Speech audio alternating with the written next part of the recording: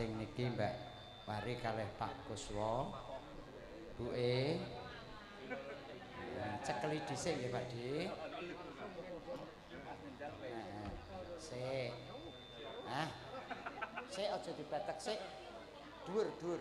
Sik tenang. Kula nuwun sewu.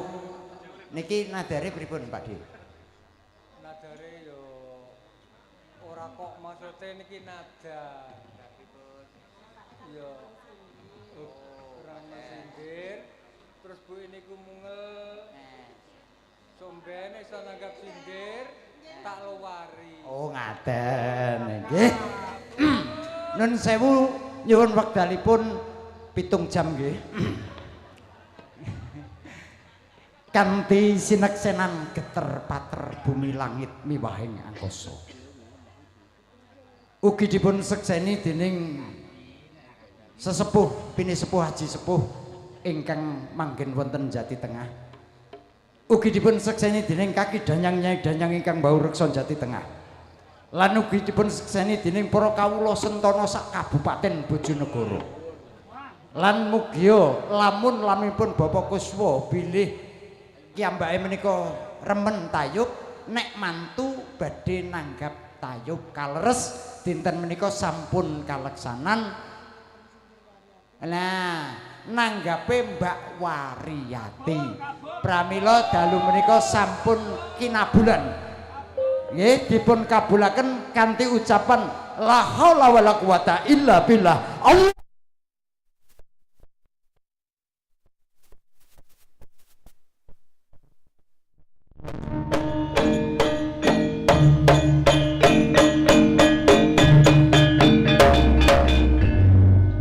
DJ adicara luaran sampun paripurna. Mugi-mugi keluarga Bapak Kiswa tansah manggya raharja mboten wonten alangan setunggal menapa. Nggih. Kacang ijo. Para rawuh salajengipun kawula badhe atur sampur kinurmatan angka sepindhah.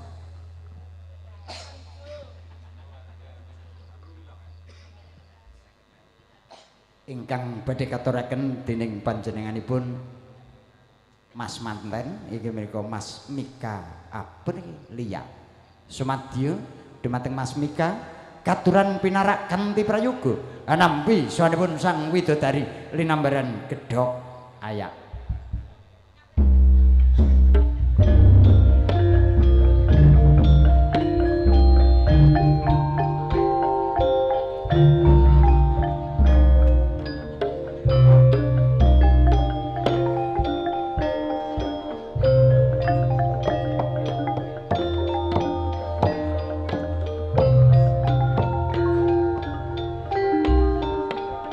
Emi